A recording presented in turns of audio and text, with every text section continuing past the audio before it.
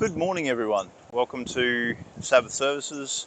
I'm doing the intro today. Decided to give Fred a week off. We're currently up at Point Cartwright at Caloundra on the Sunshine Coast in Queensland, Australia, keeping the Feast of Tabernacles. It is that time of the year again, and so I thought I'd do a nice little intro. We'll check a couple of Bible verses to the commandments of God and about keeping the Feast of Tabernacles. And yeah, what a wonderful backdrop for today. So we'll just jump straight into it. We'll actually bow our heads real quick. Father in heaven, we ask for you to come upon us now as we open today's Sabbath service. We just thank you for this wonderful opportunity to be here at the feast and to praise you and think about your words. Please be with the service and the stream today, and be with those people who are watching. Help us to learn and understand and really take the message on board. Father, we just praise all these things and thank you through and by your Holy Son's name, Jesus Christ. Amen. Okie doke. So we're going to jump straight into Leviticus this morning. Leviticus 23 in the Old Testament, where it talks about the feast days. And so Leviticus chapter 23, verse 33. The Lord said to Moses, "Say to the Israelites, on the 15th day of the 7th month, the Lord's Feast of Tabernacles begins, and it lasts for 7 days. The first day is a sacred assembly. Do no regular work. For 7 days present offerings made to the Lord by fire, and on the 8th day hold a sacred assembly and present an offering made by fire to the Lord. It is a closing assembly. Do no regular work." There you go. So now we know that we don't do the sacrifices anymore because Christ died for that purpose. He was the ultimate sacrifice. But we still are told to keep the feasts. They represent God's plan for us. The 7 feast days throughout the year represent his 7,000 plan for mankind. So we're just going to jump up to Zechariah 14 now. And verse 16. So Zechariah 14:16. Then the survivors from all nations that have attacked Jerusalem will go up year after year. So this is also corresponding with Revelation, so we've got to keep it in context. This is talking about after Christ's return and after the defeat of those armies. Hence why it says, then the survivors from all nations that have attacked Jerusalem will go up year after year to worship the King, the Lord Almighty, and to celebrate the Feast of Tabernacles. If any of the peoples of the earth do not go up to Jerusalem to worship the King, the Lord Almighty, they will have no rain. The Lord will bring on them the plague he inflicts on the nations that do not go up to celebrate the Feast of Tabernacles.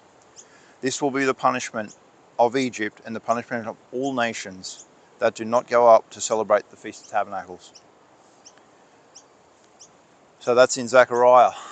And for those of you who say, oh, well, that's in the Old Testament, weren't they all done away with? No, they weren't. So now we're going to jump into the New Testament, into John 7.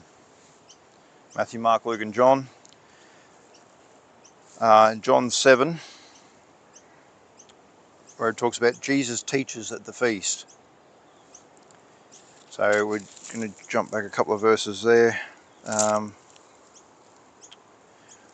John 7 at the beginning. After this, Jesus went around in Galilee, purposely staying away from Judea because the Jews were waiting to take his life. But when the Jewish Feast of Tabernacles was near, Jesus' brothers said to him, "You ought to leave here and go to Judea, so that your disciples may see the miracles you do. No one who wants to become a public figure acts in secret. Since you are doing these things, show yourself to the world." For even his own brothers did not believe in him. Therefore Jesus told them, "The right time for me has not yet come. For you, any time is right. The world cannot hate you, but it hates me because I testify that what it does is evil. You go to the feast. I am not yet going up to the feast, because for me the time has not yet come." Having said this, he stayed in Galilee. However, after his brothers had left for the feast, he went also. Not publicly, but in secret. Now, at the feast, the Jews were watching for him and asking, "Where is that man?" among the crowds there was a widespread and whispering about him. Some said, "He is a good man." Others replied, "No, he deceives the people." But no one would say anything publicly about him for fear of the Jews. Not until halfway through the feast did Jesus go up to the temple courts and begin to teach. The Jews were amazed and asked, "How did this man get such learning without having studied?" Jesus answered, "My teaching is not my own. It comes from him who sent me. If anyone chooses to do God's will, he will find out whether my teaching comes from God or whether I speak on my own. He who speaks on his own does so to gain honor for himself, but he who works for the honor of the one who sent him is a man of truth, and there is nothing false about him. Has not Moses given you the law, and yet none of you keeps the law? Why are you trying to kill me?" So there we go. We're told to follow Christ, and I'm sure all of you would 100% agree with that. Follow Christ and do as I do was the commandment that he gave. Now, if we're going to do as he did, he kept the Feast of Tabernacles. Should we not also? It also talks about being a lasting ordinance for all generations forevermore. So even in the millennium, even throughout eternity, the holidays will be kept, the tabernacles will be kept, and it is a wonderful time. Feast of Tabernacles represents the millennium reign of Christ on this earth. So why not? Why not keep it? Why not come and worship and receive God's blessing? It's a wonderful opportunity. So with that, we're going to jump into the start of the message now. We are watching a video from YouTube, Doug Batchelor, on AI, and I thought it quite appropriate for these times. So have a wonderful week, guys. Enjoy your Sabbath. Really soak it up, and we'll see you again shortly. Thank you.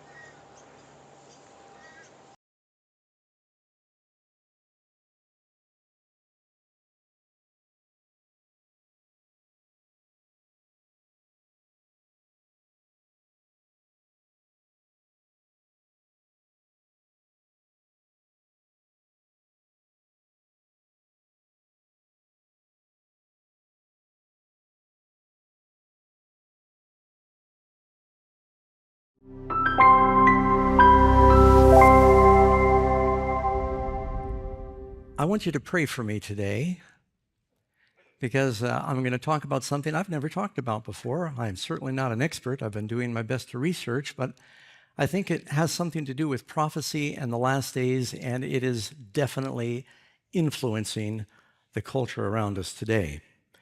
And we're talking about Babylon, AI, and prophecy. I'm going to say quite a bit about AI. Go with me in your Bibles, please, to the book of Genesis chapter 11. I'll start maybe here. In Genesis chapter 11, we've got a story I think we're all acquainted with. Some of the critics say, well, this was just an allegory, but I believe it's real. Now, the whole earth had one language and one speech. And it came to pass as they journeyed from the east that they found a plain in the land of Shinar, and they dwelt there. And they said to one another, "Come, let us bake bricks thoroughly." They had brick for stone, and they had asphalt for mortar. They said, "Come, let us build ourselves a city and a tower whose top is in the heavens. Let us make a name for ourselves." Why did they want to build a tower that top reached into the heavens? Well, God had told them to scatter across the world, to be fruitful, go out and multiply. And he said he would never flood the world again, but maybe they thought we might need to save ourselves. We can run to this tower. They're not interested in making a name for God. They want to make a name for themselves. They said, look, we've got a new discovery. Brick and asphalt, with brick and concrete or mortar, you can build very high with baked brick. It holds an incredible amount of weight. We don't know how high they got, but it went a ways. It says, "But the Lord came down to see the city and the tower that the sons of men had built." So they had built something. "And the Lord said, indeed, the people are as one, and they have one language. And this is what they begin to do. Now, nothing that they purpose to do will be withheld from them." Very important principle I want to park on for just a moment. God created man. He endowed us with a certain amount of natural ability. God does not always interrupt the course of man. He allows cause and effect to play out. And a lot of the suffering and things you see in the world today is because God is a loving God. He gives freedom, and he allows us to think and make decisions and make inventions for good or bad. Nothing that they attempt now will be withheld from them. Come, let us, another example of the Trinity here, let us go down, and they're confused their language that they may not understand one another's speech. So the Lord scattered them abroad over the face of all the earth, and they ceased building the city. Well, we're living in an age where once again the world is coming together to make a name for ourselves, and we're building a tower. And man has knowledge that it looks like we're reaching for that forbidden tree to have knowledge that we're not supposed to have, and it's just exploding in every direction. God confused the languages of the world back then so that they would scatter. Well, we've scattered pretty well. But even as I preach right now, I hope it's working. We have artificial intelligence translating what I'm saying within about 15 seconds of my speaking. If you go to the Granite Bay Hilltop website, don't do it while I'm preaching. I mean, for those who are watching. It's being translated into Spanish and into Russian with my voice. And soon Amazing Facts is going to be reproducing all of our programs in the 7 major languages of the world. It's almost like Babel's being reversed. And that's good. That technology is good. It's getting the message out. But there can be a dark side to this technology. I want to talk a little bit about that. I think prophecy has something to say to us about that.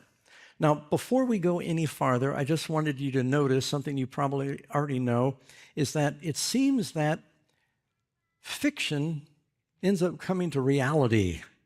Science fiction becomes reality. Does anyone here remember Dick Tracy? And I thought it was the coolest thing in the world. When I was a kid, I'd read those comic books, and there he was. He had a walkie-talkie watch. And I thought, well, that's cool, but it'll never happen. And then you had the Jetsons. And the Jetsons, they could do FaceTime on their watch.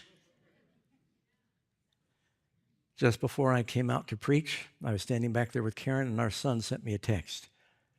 And his picture popped up on my watch. It's amazing.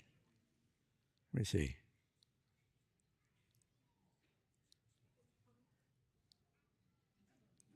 How many people live in Turkmenistan?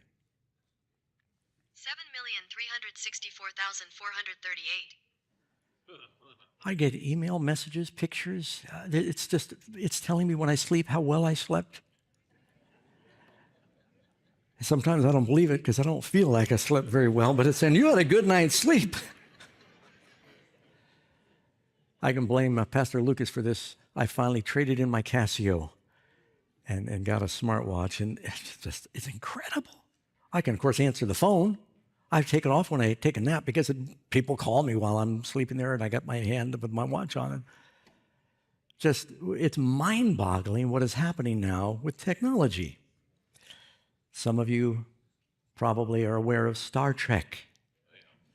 And do you know that it was Captain Kirk's flip phone that inspired a Motorola engineer to make a mobile phone, and later even a flip phone? And Leonard Nimoy, Karen and I were up in Covelo going through my mother's old letters. We found a letter from Leonard Nimoy, Mr. Spock, to my mom. But Leonard Nimoy, he had this translator so he could understand aliens. But you know, now when you go to other countries, you can have an app on your phone. They can speak, and it'll instantly translate what they say with the audio, and you can talk, and you can translate what they're saying back and forth. We were in restaurants, I forget, we were in Dominican Republic and in Brazil, and they knew that we didn't understand. They said, oh, no problem. What's your order? It's just amazing. But it gets a little more ominous. Do you know that as far back as 175 AD, the Syrian satirist Lucian of Samosata, he imagined ships that would fly to the moon. 175 AD. In her short story, 1880, called Mizora, Mary Bradley Lane describes Amazonians who transform beef's chemical elements into synthetic veggie burgers. That was 1880. Now we have veggie burgers. H.G. Wells, 1914, talked about, in his book, The World Set Free, creating an atomic bomb. And I could go on and on talking about H.G. Wells and Jules Verne.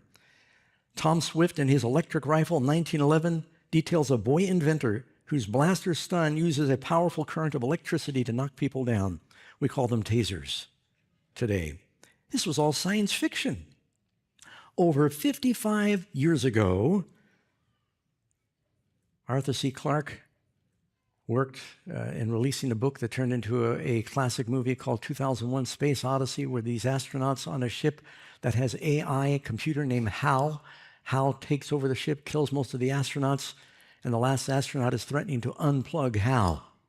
And we all laughed and thought, nah, the man has become like us. Now nothing will be restrained from them, which they have imagined to do. So maybe a definition. What is AI or machine learning? Artificial intelligence is AI. It's a broad field of computer science focused on creating machines that can perform tasks and typically require human intelligence. Machine learning, a little different, is a subset of AI that focuses on enabling computers to learn from data without explicit programming to improve their performance over time. Now, I've got a few charts I want to show you real quick. This is the Moore chart. The Moore chart is it was a theory that's proven true that every year transistors would double. I think maybe it was every 2 years, transistors would double in size. Transistors are what is used in microchips, and you can see it has proven true. The amount, you know what exponential growth is. It's simply 1 and 1 is 2. 2 and 2 is 4, 4 and 4 is 8, 8 and 8 is 16, and you just go about 30 digits and you're in the billions. You know what I'm saying? And this is what's happened with transistor technology. Show me the next picture of transistors. On the left, you've got transistors. The transistors are in every computer. What they're doing is they're switching information, breaks it down into zeros and ones, but they use this to do calculations by saying yes or no, right or wrong, and through that information, they can process all kinds of equations and questions.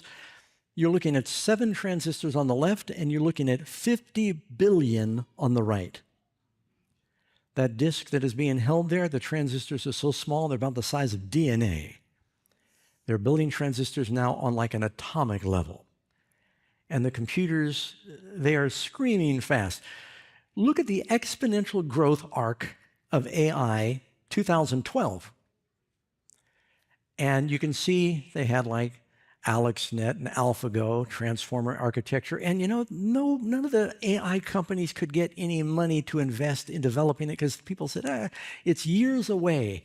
But then the money started coming in. After ChatGPT, it has exploded, and it is going into orbit, the trajectory and the things that are going to be used by AI. Now, I want to take a minute and just say, AI is not the devil. It's a technology. Every technology, you know, when TVs came out, people said it's of the devil. Well, you could show amazing facts or you could show soap operas. They would be of the devil. You could, radio came out. They said it's of the devil. Well, you can, listen to the Bible or you can listen to rock and roll. The printing press, people said that technology is of the devil. Some of the original Bible scribes, when printing presses came out, they said God cannot speak through a Bible printed by a machine. And they thought these Bibles were machine Bibles rather than being handwritten by scribes. Well, you and I laugh at that now. You can have a Bible printed. You can have a bad magazine printed. It's a technology. See what I'm saying? AI is a technology. But as history goes by, we see that whatever technology is developed that people want to use for good, because humans are not always good, we find a way to use it for evil. Atomic nuclear energy it's wonderful. Submarines can stay underwater for years, but you can also blow up a city. So there are some good things that you can do with AI, and I'll take a moment and just talk about some of those. And by the way, Larry Ellison, the founder of Oracle, he said, AI is the most important discovery in human history. You can use it for medical. They're right now doing spine implants that are helping paralyzed people to walk. They've got AI that is helping to analyze what a person's sickness might be and not only prescribe the right medicine, it'll go through your genome to find out based on your genetic makeup, it'll specifically prescribe your treatment, and it may be a specific medicine for a particular type of cancer. You can go to the doctor and take an x-ray of your kidney, and they'll compare your kidney x-ray to millions of others in a matter of seconds, and they can say, based on all of the other diagnoses, based on those pictures, here's what your issue is. And it's incredibly effective. You know, they're doing robotic surgery now. Or a doctor's in one room, he can even be in another country. And using the internet, he is operating a machine called the Da Vinci, and he is looking through a video camera, and he is making incisions on a person that's in another country and operating and removing their brain or something. That's right. There's a shortage of teachers, you know. They've got more and more students now that are using computers to learn and chat. They've got these chat programs where kids are taking tests and they're learning and going through their classes through computers, and it kind of controls it. Of course, it can be abused. Some kids are not writing their term papers themselves or having a chat bot write their term paper, and it sounds original, and they'll go through and make little mistakes so the teacher won't spot it. Put in the regular mistakes and misspells. All the knowledge of the world is now at your fingertips through your smartphone when you think about it. And it's wonderful. They got robots doing everything now. They got self-driving cars and self-flying planes and drones. And Karen and I were in Miami not too long ago, crossing the street downtown. I saw there's a robot coming up the street. Got a little camera spinning around. It was rolling itself and went to the light. It waits for the light to change, very busy. And, you know, I'm going, excuse me, and the robot goes by and it crosses the street. It was delivering lunch to some law office across the street. They ordered it, and they're taking the place of an Uber driver. They type in what their receipt number is. The box pops open. They pull their lunch out. They close the box. It goes back to the pizza shop or wherever it came from. Oh, friends, you haven't seen anything yet. I mean, the ways that this technology is taking over our society is just absolutely amazing. And the frightening thing is that Bill Gates said, and now we'll look at some of the dangerous side, over the next decade, Bill Gates is saying, AI means a lot of humans will no longer be needed for most things in the world. They estimate 400 million workers could be displaced in like 6 years. Now, there's only 330 million people in North America. That's quite a few workers. Now, some of them will take up new jobs that are working in cooperation. When the auto industry started using robots to build cars, they still needed people then to work side by side with the robots. And so there's still a lot of auto workers, but not as many as they would have needed. And frankly, the cars are a lot better now being made by robots. You don't have the little welding problems they used to have, and the seams are perfect. It's incredible, the technology and the accuracy that machines can use. But there are some dangers. Vatican City, May 10. What's the date? And my watch is still doing recording. 17th? This is not that long ago. Pope Leo XIV was just installed. You know what the first thing out of his lips was when they said, "What is your priority?" The Pope said, identifying artificial intelligence is one of the most critical matters facing humanity. Toward the end of his pontificate, Pope Francis became increasingly vocal towards the threats to humanity posed by AI, and he called for an international treaty to regulate it. In an NPR interview, Elon Musk said, "I think that people should really be concerned about it. I keep sounding the alarm bell." In 2015, Musk, love him or hate him, friends, you just know that he's on the cusp of this technology. He says in 2015, he wrote a letter warning of the risks of AI, an AI arms race. Musk has invested in a project designed to make AI open tech. He's afraid a country will just, possess that and use it as a weapon. He wants it prevented from being controlled by any one company. Earlier this year in Vanity Fair, he published a lengthy piece about Musk's crusade to stop the AI apocalypse. Now, this is a person who is developing AI. and they're concerned about what the future might hold. One of the problems with AI is, frankly, it is dumbing down the populace, the masses. How many of you remember when you were a kid in school and you wanted to know how to multiply something, you had to memorize the multiplication tables? 7 times 7 is 49, and so forth. I had it all memorized. And that was really hard if you're, kind of dyslexic with numbers, but I did memorize. And when you would do division, you'd draw the chart and you'd carry the numbers and you'd figure out how to divide, and you do your decimals, do your percentages. Some of you made it through calculus and algebra, and it was a lot of paperwork. When we were going to fly from point A to point B, we would call in, we'd find out through these radio frequencies you could call what the wind was, and then you calculate your gas consumption and you calculate the wind variation, and we would have these maps out, and we use these. This was our computer. They call that a computer. I'd make a little dot on here, and then I'd look at the heading, and I'd turn this wheel. Boy, it barely turns because I haven't used it in years. And we used to have to figure this stuff in our head. When I took my written, I actually failed it the first time, because there's a lot of calculating that goes on in there, because flying is rather unforgiving. If you make a mistake, you can't just pull over and park. And now, you know what's replacing a lot of this stuff? You still, I think, have to learn these things, because you could lose power in your plane and your GPS could go off. But most pilots now, they take their iPad and they download software and they connect it to an antenna on their plane, and it is their GPS that tells you how high you are, how fast you're going, where you are on the map. It shows you the map, takes you to the airport, shows you if they have gas or not, what the entertainment at the airport might be, if they got food. It's all there on the iPad now. And I haven't looked for years. It's probably a lot more sophisticated than that. But the danger is the more and more we depend on machines to do our thinking, we can become lazy. Say amen. The analytical skills of the human race, I think the devil to some extent is dumbing down the population. Meta, used to be Facebook, has just come out with AI glasses. And these glasses, when you walk down the street, they got 2 cameras on them, they got speakers and a microphone, and whatever you look at, it will evaluate what it is. You somehow signal it. It'll tell you what this person is, and you say, well, I don't know, you're talking to someone, I don't understand what they're saying. It'll hear them, translate for you what they're saying. You can speak, it'll translate it, put it in your ear, you can say it back to them. You can look at a person and say, I'd like to ask that person out on a date. What's a good pickup line?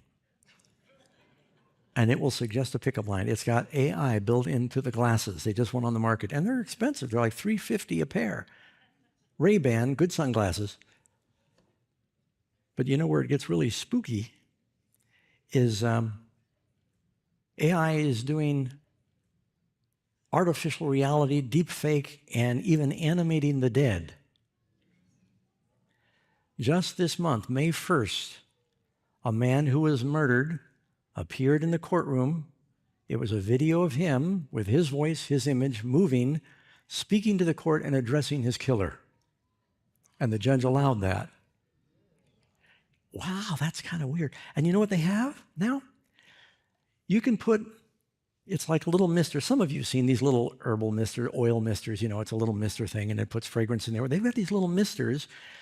The mister will pick up a hologram. It'll create a mist. It'll project a hologram of grandma who's dead.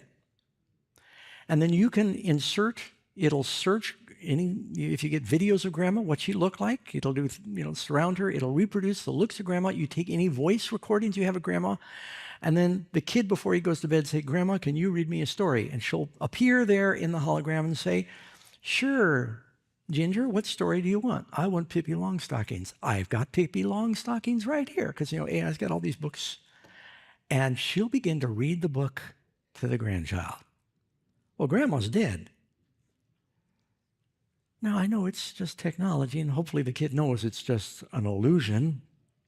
But why am I thinking about King Saul going to the witch and saying, can you conjure up an image of Samuel to give me advice? Right now with AI, you can say, I have a question for Albert Einstein.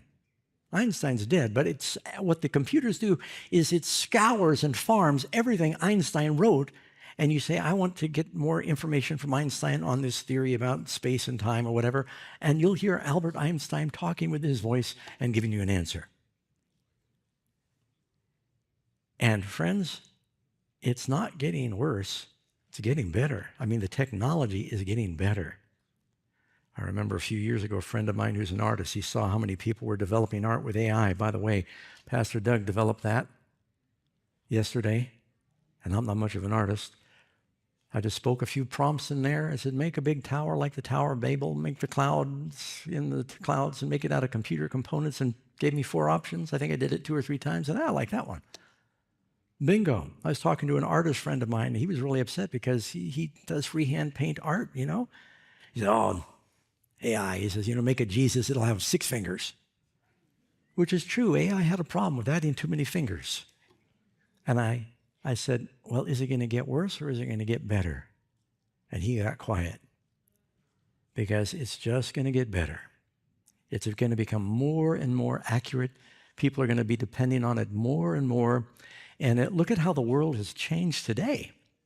There are kids today that do not remember when there was no such thing as a cell phone.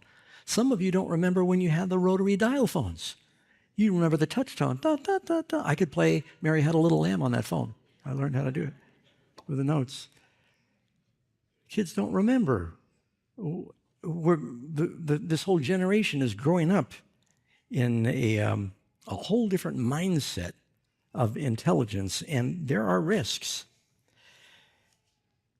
The world can be hypnotized by worldly wisdom.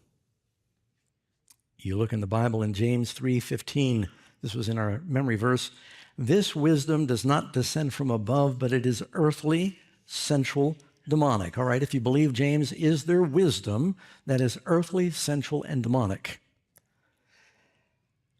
You go to Genesis chapter 2. By the way, I think the world is going to end the way it began. You notice I was in Genesis with the Tower of Babel? In Genesis, you got 2 brothers. They claim to worship the same God. One worships God's way, one worships his own way. The one who worships his own way persecutes and kills the one who worships God's way. At the end of time, one has the seal of God, one has the mark of the beast, and they both claim to worship the same God, and one will kill the other. History is going to make full circle. It's going to repeat itself. And the Lord God took the man and put him in the garden, Genesis 2:15, to tend and keep it. And the Lord commanded the man, saying, of every tree of the garden you may freely eat. But the tree of the knowledge, notice there's knowledge connected with this tree, of good and evil. It's got good, but it's also got what? Evil. You shall not eat of it. In the day that you eat of it, you will surely die. And you go on to verse 5. The devil then, speaking through the serpent, says, God knows in the day that you eat of it, your eyes will be opened. You'll know so much more, and you will be like God. It was talking about it'll give you God-like knowledge. Well, you know where AI is heading? It's heading in the direction of all of the knowledge of the world will be at your fingertips. In a sense, it is now with your phone. It is just absolutely astounding, or your watch. Now, again, I'm not saying that AI technology is bad. I'll tell you why I'm saying this, is because the world is getting to the place now where we are going to become so dependent on AI. For one thing, I think that people are going to have a little too much free time. That's one of the dangers of AI. Ezekiel 16, Sodom and Gomorrah were destroyed. Jesus said at the end of time it will be like Sodom, right? It's already getting there, amen? And what does it say about that? Ezekiel 16:49, look, this was the iniquity of your sister Sodom. She and her daughter, meaning Gomorrah, had pride, fullness of food, abundance of idleness. An abundance of idleness. You ever heard idleness is the devil's workshop? The more and more people have computers doing things for them, and there'll be computer farming. I've got a friend in Covelo. He's a multimillionaire now, made all of his money from developing this automated satellite system that measures what's in the field and that regulates computerized watering for agriculture. And he patented that. Had a silicon company that he made a fortune. And It's all going that direction. But gives us a lot of leisure. AI is used for entertainment. Do any of you remember? I remember when the first Atari game came out called Pong. I thought, wow, I could play that all day, And then asteroids, and this little ship spins around in a circle and tries to blow up these asteroids that are trying to hit it. And it was so one-dimensional, it's silly. And then you look at what the kids are playing now, Call of Duty, War, Grand Theft Auto, where it's three-dimensional immersive sounds and stories and characters, and they wear these headphones, and they can actually walk around in the room and be part of it, and they're playing against somebody who's in another country. It's a different world that we're living in now. A lot of idle time, being hypnotized by worldly wisdom. In 2014, Elon Musk likened AI developers to people who are summoning demons they cannot control. Now, this is a guy that, he's using this technology, but he says, I can see where it's going. And it's going to do wonderful things for hospitals, for transportation, for research and medicine, for education. There's so many wonderful opportunities, but it is a tree of good and evil. It is, who was it that Francis Bacon that said, knowledge is power. Thomas Jefferson, in many of our founding documents, he quotes that when he established the university there near Monticello. Knowledge is power. What AI is doing is taking all of the knowledge of humanity that can be found online, and it puts it at your fingertips, and it can analyze it and sift through it, and these are powerful tools. You can read in Ecclesiastes 1, verse 13. What does Solomon say about wisdom? Did he know anything about wisdom? I set my heart to seek and to search out by wisdom concerning all that was done under heaven. He's wanting to know, he's wanting to understand all of it. This is a burdensome task God has given to the sons of man by which they might be exercised. I communed with my heart, saying, look, I've attained to greatness. I've gained more wisdom than all who were before me in Jerusalem. My heart has understood great wisdom and knowledge, and I set my heart to know wisdom, knowledge. Notice the emphasis here. And to know madness and folly. And I perceive that this is also grasping for the wind, for in much wisdom is much grief, and he who increases knowledge increases sorrow. Well, as this world increases knowledge in the last days, it can turn to sorrow. In there's a Signs of the Times article. You want to look at the reference, May 24, 1894, paragraph 9. It is not a strange matter to find a species of refinement and manifestation of intellectual greatness in the lives and characters of those who are inspired by fallen angels. They can be refined, sophisticated, dignified, and devilish. Satan can impart scientific knowledge and give men chapters upon philosophy. He's conversant with history and versed in worldly wisdom. I don't think that the Lord is behind all that's happening with AI. I think there's a lot of power here. I use it. There are a lot of good tools, but there's some dangers, friends. 1 Corinthians 18, the message of the cross is foolishness to those who are perishing, but to us who are being saved, it is the power of God. For it is written, I will destroy the wisdom of the wise and bring to nothing the understanding of the prudent. Where is the wise? Where is the scribe? Where is the disputer of this age? Has not God made foolish the wisdom of the world? Now, what about using AI for Bible research? Do you know how many pastors right now? I know 8-10 years ago, a lot of pastors, the way they got ready for their sermon Saturday, because they were preaching Sunday, they go to Sermon Central. They download a sermon. They download the notes in the outline, and then they preach. Didn't require a lot of study. It's through study that we get close to the Lord. They just download it. No, I use technology. Don't be fooled. I use the Logos Bible program. I use several free Bible software. I've got 4 Bible programs on my phone and my iPad, and it's great because I remember when I used to have to search through just a mountain of concordances to find one word. Now, to be honest, I don't even need my Bible programs. I go to Google and I'll quote part of the verse. It'll tell me where to find it. And I don't have to type it in because I can't type. Did you know that? No, I have a microphone like this, but I got a headset, and I turn on my little computer device, and I talk and type. I correct it, And so I'll just say to Google, where do I find John 3:16? John 3:16 is where it is. But I mean, something like that. and I'll give part of a verse. I usually remember the verses, but I have trouble remembering where the chapter and verse is. It'll take it to me, just like that.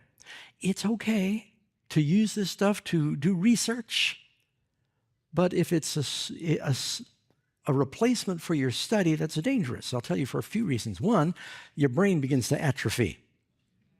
When I first started my Bible, I had the same Bible for years. I finally wore it out and I had to get a new one. I was handicapped because I got a little different style Bible, and I always knew where on the page to look